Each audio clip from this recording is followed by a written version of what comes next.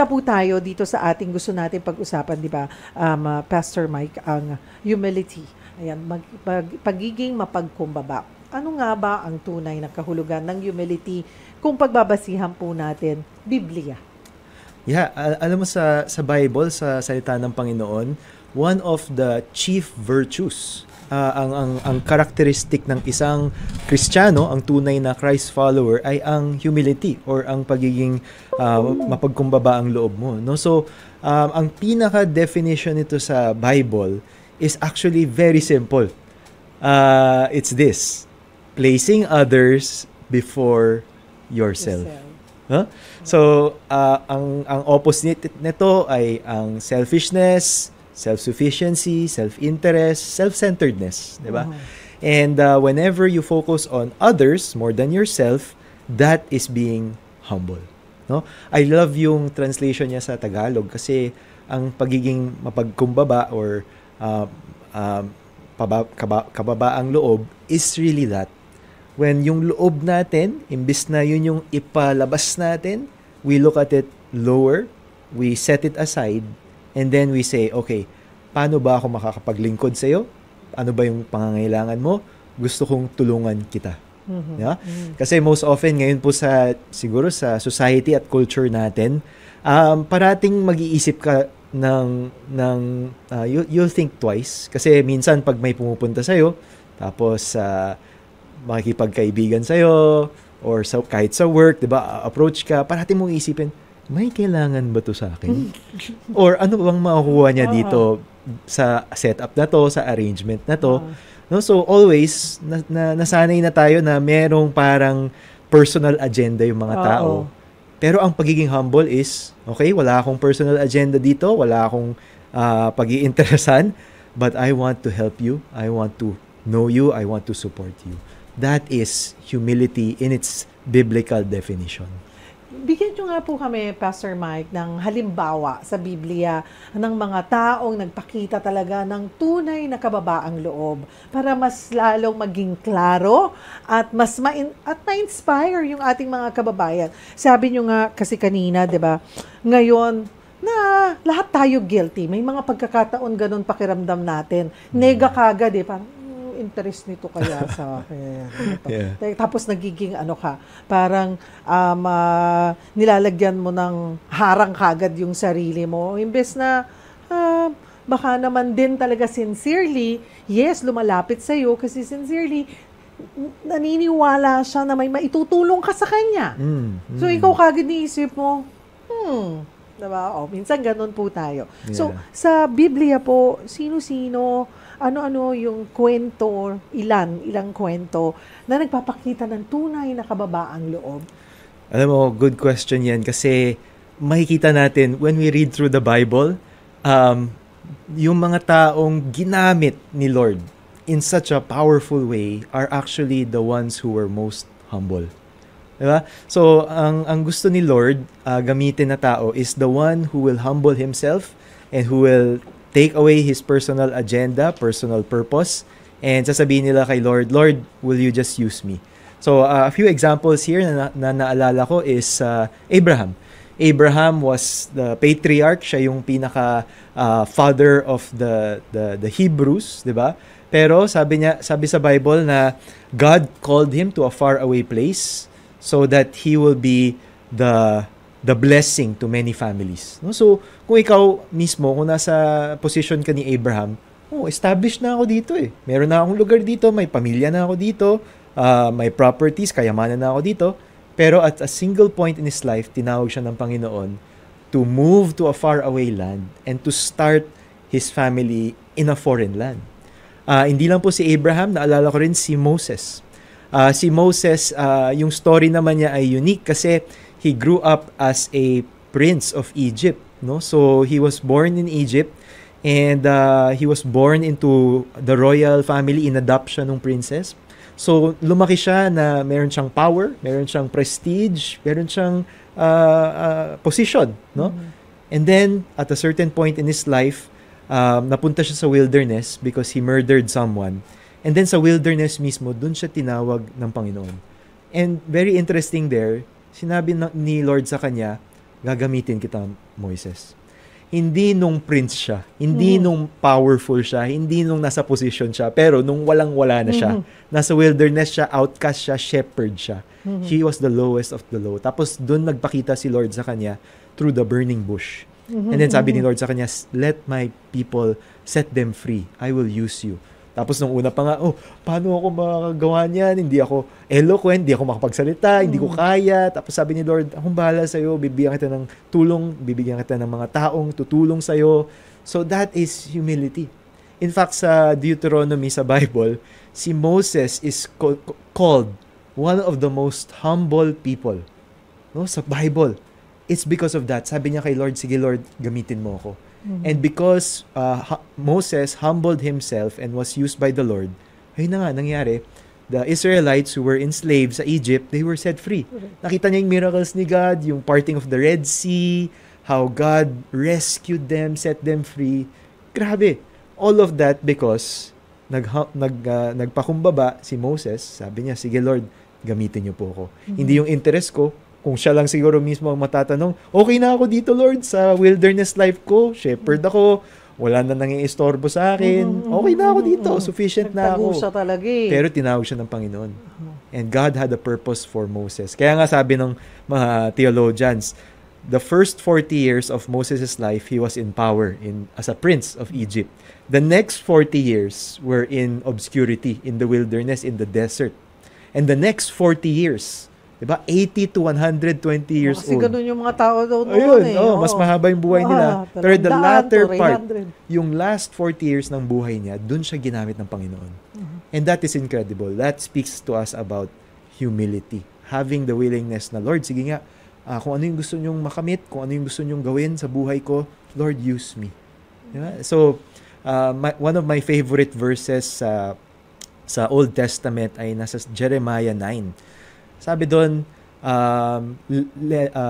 let not the wise man boast in his wisdom, let not the strong man boast in his strength, and let not the rich man boast in his riches, but let him who boasts boast in this, that he knows me and understands me, that I am the God who practices loving kindness. Yun yung mahalaga sa mata ng Panginoon. Hindi yung pinakamatalino, pinakamalakas, pinakamayaman, pero yung kumikilala sa Kanya. Yun yung humility. Sabi ni Lord, yun yung na-appreciate ko. Amen, mga kapatid. Simula pa lamang po ng ating discussion sa ating pagbabalik, pag-usapan natin. Kasi, Pastor Mike, minsan, yung pagiging mapagkumbaba, minsan sinasabi, kahinaan yan. Diba? At ngayon sa mundo ng social media, paano rin natin pa mapapakita yung pagiging humble. Pwede nga ba natin gamitin din yung social media to inspire people? Kasi ngayon din, paano mo ba? Minsan hati ka. May ipopost ka lang, wala lang. Ang gusto mo ma-inspire, sinasabi na, nagpapakabait-baitan. Diba? Yung mga ganun eh. But nakaka-apekto po sa atin, hindi ba? Pero again, parang yung sinabi lang ni Pastor Mike, nakikita ni Lord kung ano yung nasa puso natin. Who cares? Kung nag-post ka nga, wala kang ibang hangarin, pero para lang ma-inspire yung iba. Pero minasama ng iba. Problema na nila yan. Ang mahalaga, hindi din yun ang iyong intention. Intention mo lang ay to inspire. Or, yun nga, makita ng mga tao na, yung goodness pa rin ng human being. Minsan kasi nakakalimot tayo. Minsan, yung iba, masyado ng nega na parang akala natin na wala nang mabuting nilalang sa mundo, diba? Ito yung mga little things na paalala po sa atin. Humility, pagiging humble. Sa panahon ngayon, Pastor Mike, paano natin dapat ipakita ang humility? Kanina na-touch ko yung social media at lalo na ngayon din sa social media. Ano po ba paano po bang diskarte natin dyan? Sobrang good question yan kasi kung hindi tayo careful, yung social media natin, Pwedeng maging channel for boasting, for arrogance, lahat ng mga gusto nating ipagmayabang nandyan. Kaya nga po, hindi ko alam kung familiar kayo sa term na umuso maybe a year or 2 years ago. Tawag dyan yung humble brag. Ay, hindi. Humble brag. Or siguro sa atin, mas uso yung flex ko lang. Yan. Diba? So, parang papakita mo yung nangyari sa'yo or yung nabili mo, diba? iPhone 16, fully paid, mga ganun. Flex ko lang. Diba? So, minsan, okay, sige. Sasabihin ng mga tao, wow, good job. Pero minsan naman, sasabihin nila, yabang mo naman. Diba? So, yung pinaka-root nun is whenever nagpo-post tayo ng mga ganung bagay, like you said earlier, di ba? Yung pakay po ba natin is to point people to us, to ourselves, di ba? To make ourselves feel better. Kasi yung social media, it's designed in such a way na pag mas marami kang likes, pag mas maraming shares, mas na-addict ka. Mas gusto mo yung maraming nagla-like and nag-a-affirm sa'yo. Pag kukonti, parang kaya? Parang may problema. They don't like me, kaya ayaw nila sa akin. So, yung social media is engineered that way to make us feel good whenever we have a lot of likes, ganyan. Kaya nga umuso yung humble brag or yung flex ko lang. Pero ang mahalagang question dyan para sa atin, whenever we post sa social media, pagkadating sa humility nga or sa magiging kababang loob, is who gets the glory? Who gets the praise? Is it us? Or do we genuinely, authentically want to bring God the glory? Sabi nung isa kong mentor sa akin, ang 100% ng glory dapat na kay God. Wala tayong inaangkin na 1% na kahit 1 ounce of glory sa atin. No? So, anytime na meron tayong gustong i-praise kay God, di ba? Tapos gusto natin pakita sa friends natin sa social media, we always make it a point, heart check tayo. Okay, sino ang binibigyan ng glory dito? Is it me or is it God? Diba? Kasi there's a certain way of saying it. Pwede rin sa pagka-post mo, sa pagkasulat mo ng post mo na lahat talaga nagpapasalamat ka kay Lord. Kasi totoo naman, sa Kanya naman nanggaling lahat ng biyaya sa buhay natin. And even our very lives, sa Kanya nanggaling. So wala tayong maipagmamalaki, wala tayong maipagyayabang. So everything that we post on social media, it's important na God gets the glory. Kaya whenever I post or yung wife ko, siya yung mahilig mag-post sa Instagram, tatanungin namin sa sarili namin, okay, sino ba ang mag-glorify dito? Who are we pointing to? Diba? Kasi kung magbo-boast tayo, let's boast in God. Ito yung ginawa ni Lord sa buhay natin. Ito yung binigay niya sa atin. Hindi yung, ito, dahil sa akin, dahil sa kagalingan ko, ginawa ko to, binili ko to, di ba? So, yun. Totoo rin naman. Pero ito po, yung pagiging humble din, pagiging mapagkumbaba, Pastor Mike, kanina na-mention ko yun naiisip bilang kahinaan. Yes, that's true. So, should we be bothered or bahala kayo isipin yung kahinaan pero hindi parang depende talaga yun dun sa tao on anong nararamdaman niya. Yung legit yung fear na yan kasi kung humble tayo, merong tendency rin na people will take advantage. Yun po yung reality, no? Na pag nakikita nilang mapagkumbaba ka, they will ask you for help. Always, all the time, they will tend to take advantage of you, ganyan. Kaya nga po, one Bible verse that I always hold on to, in fact, ito po yung siguro, one of my favorite and most powerful verses, is found in Philippians chapter 2, verses 5 to 11. And let me just read it to you. Sabi dito ni Apostle Paul, di ba? Dinidiscuss natin earlier, steps of Paul. Ito yung sinabi niya sa Philippi, sa church at Philippi. One of the stops dun sa steps of Paul. Sabi niya, have this mind among yourselves, which is yours in Christ Jesus, who, though he was in the form of God, did not count equality with God a thing to be grasped, but emptied himself by taking the form of a servant, being born in the likeness of men.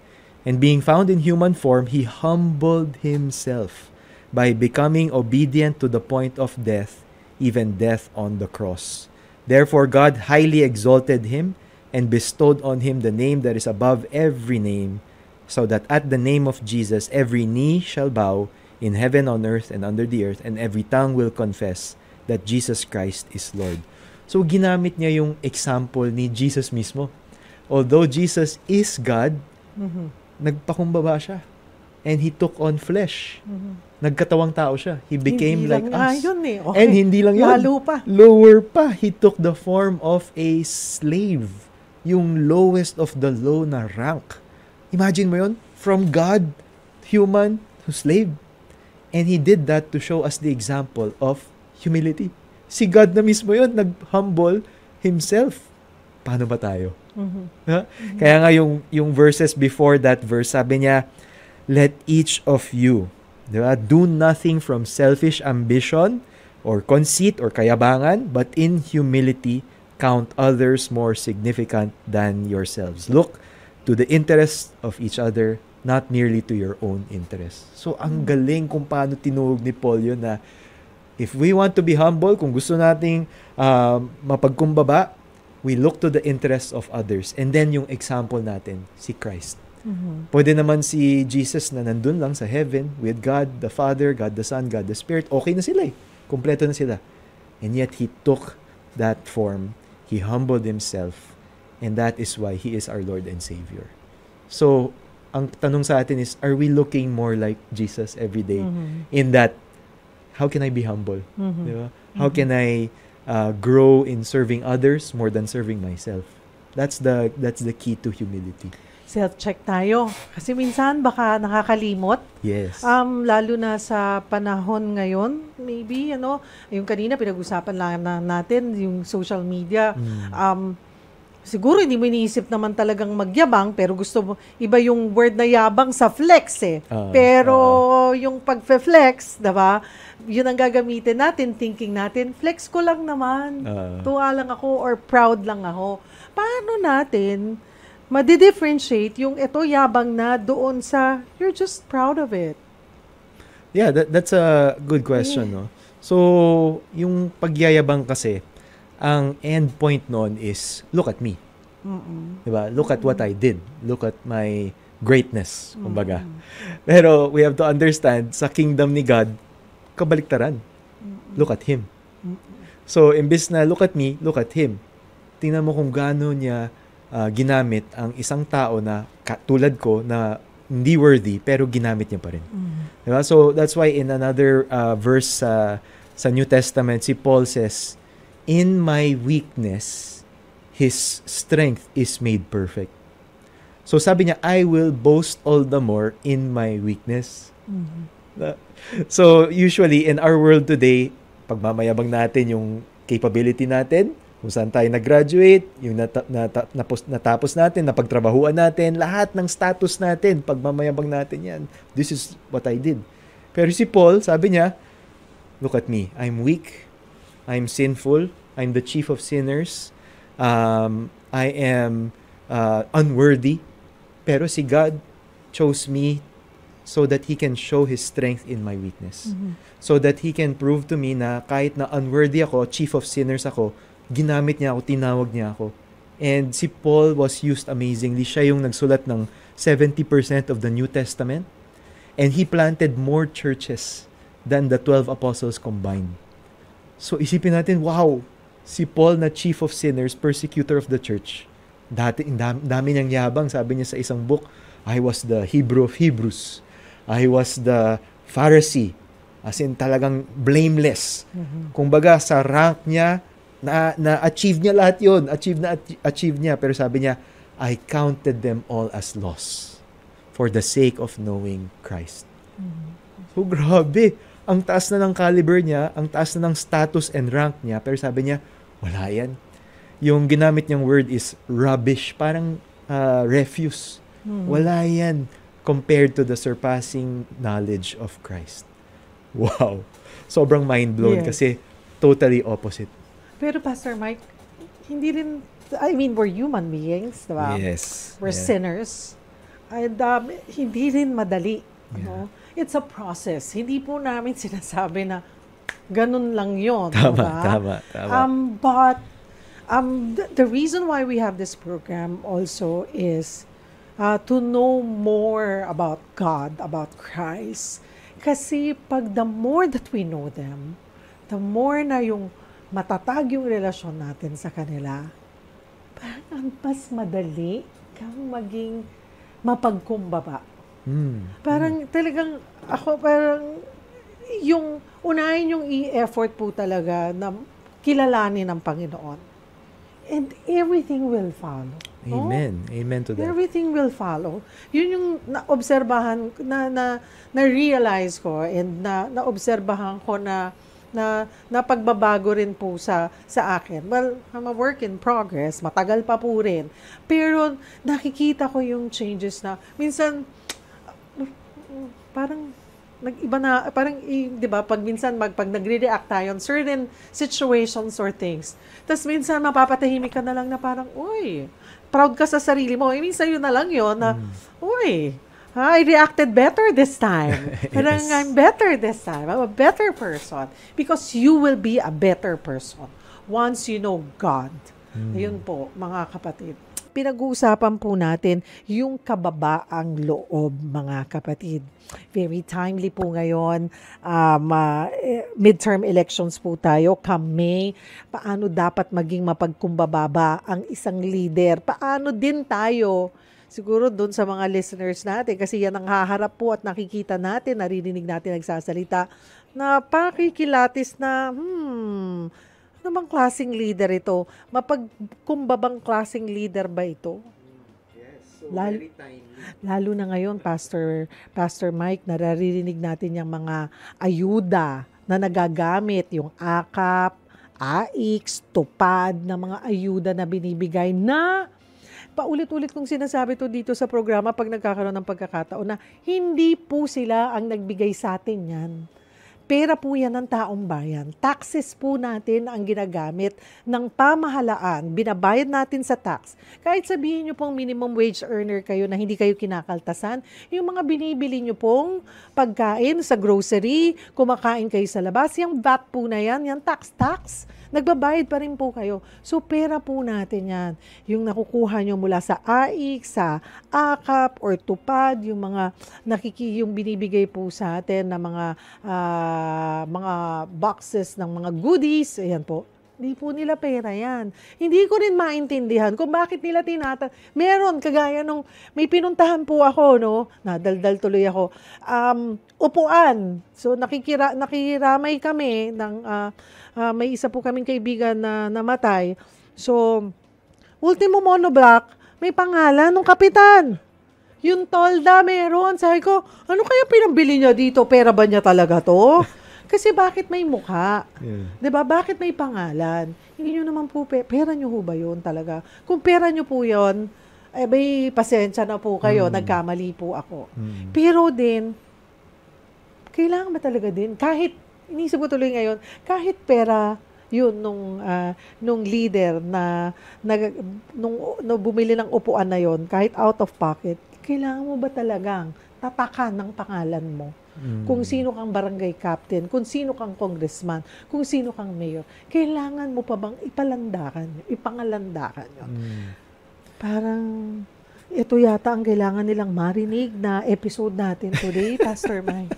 Yes, no? Sige po. Kaya nga po, I praise God kasi yun nga, nung napag-usapan natin itong topic na to, sabi ko timely rin dahil na election season, and ang humility talaga, yun yung one of the chief characteristics na importante sa Panginoon, sa Bible. Pero at the same time, gusto ko pong ipalaman sa ating listeners na yun rin po ang chief characteristics sa ating mga public servants, sa ating mga officials sa government at sa mga pagbobotohan po natin, no? And ang humility as a character, makikita po natin yon sa actions ng isang tao, ng isang individual. No, makikita natin 'yan sa kanilang gawa, sa kanilang mga plataforma, sa kanilang mga programs, no? Pero kung sa akin lang, kung tatanungin mo lang ako personally, i-inspect ko lang diyan, ito kasi yung virtue ng humility. Lalabas 'yun sa tatlong aspeto. Makabayan, makadiyos, at makatao. Yun lang, very simple lang, pero makikita mo 'yun sa the way that the official carries himself, Yun nga, pati yung simpleng sticker sa monoblock, who gets the glory? Is it you or is it the people that you are serving? And kung itutuhog natin yun sa example ni Christ, merong verse na nakasabi sa Mark chapter 6, sabi doon, we know that the Gentiles lord it over the people. Sabi ni Jesus, ito yung gawain ng mundo, to lord it over people. Ako ang boss, ako ang leader, ako ang official. But the Son of Man came not to be served, but to serve and to give His life as a ransom for many. So even sa example ni Christ, si Christ na yun mismo. Sabi niya, pumunta ako dito upang hindi pagsilbihan, pero ako mismo ang magsuserve.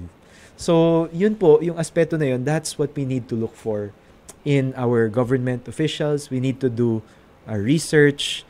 We need to check and see, okay, yung mga values ba natin bilang mga Kristiyano, biblical values, nag-a-align po ba dito sa sinasabi ng kandidatong ito? And do I see it in their lives? Kung pwede, manaliksik rin po nung past performance nila, yung mga programa nilang nagawa. Makikita mo dun na ito pala, yung programa niyang ginawa ay nag-bear ng fruit. Diba? Maraming tao na tulungan. Diba? And you will see the candidates that are really living out that character of humility. No? And that's something na pinagpe-pray ko talaga na even this coming election, wag po tayong magpadala, 'di ba, sa mga empty promises, but let's inspect the character, yung integridad, yung values nitong kandidato na to, and see how it aligns with the biblical values as well. So, yun lang po, pagpe-pray po natin ang Pilipinas. Yes. That God will be gracious to our country. Pastor Mike, tapusin po natin ang programa sa isang maiksing dasal. Sige, let's pray. Panginoong Hesukristo, nagpapasalamat po kami, Lord, that you are the one, the Son of God, who humbled yourself by taking on the human form and being the servant who died on the cross. You were obedient to the point of death, even death on the cross. Lord, nagpapasalamat kami, Lord, that you gave up yourself, you gave up your rights in order to give us freedom from sin and eternal life. Lord, this is our prayer, that we will be humble like Jesus. Every day of our lives, every moment, Lord, ma-remind niyo po kami, Lord, that to live like Christ is the best blessing of all, and to have Christ in our lives, that is the gift of your grace. So Lord, thank you for this program. We pray, Lord, that you will bless all of us, bless all of the listeners here. In Jesus' name we pray. Amen and amen. Thank you for joining us so this much. afternoon, Salamat. Thank Pastor you. Mike. My pleasure. Ayan po. So ulitin, Pastor Mike. Yes. Alam mo na yan. Mga kapatid, have a great weekend. Spend quality time with your family. Salamat po sa inyong pagtutok sa amin. Kita-kits ulit tayo sa Lunes, ha? At dito po nagtatapos ang isang oras na tanungan at sagutan. Ako po ang inyong kapatid, Cheryl Cosim.